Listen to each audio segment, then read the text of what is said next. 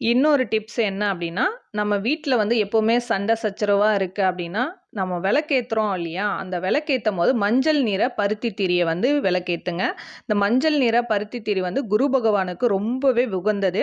அது மட்டும் இல்ல, இந்த விளக்கு வந்து நம்ம ஏத்திக்கிட்டு வரம்போது, வீட்ல வரக்கூடிய தாம்பத்திய பிரச்சனைகள், வேற ஏதாவது பிரச்சனைகள் இருக்கு அப்டின்னாலும், இது வந்து சீக்கிரமாவே வந்து சரியாயிடும். இத நீங்க வந்து ட்ரை பண்ணி பாருங்க.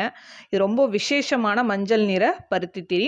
இந்த திரிய போட்டு விளக்கேத்தி நம்ம வழிபட்டு வரும்போது, நம்மளுக்கு நடக்கக்கூடிய நன்மைகள நீங்களே வந்து தெரிஞ்சுக்கலாம்.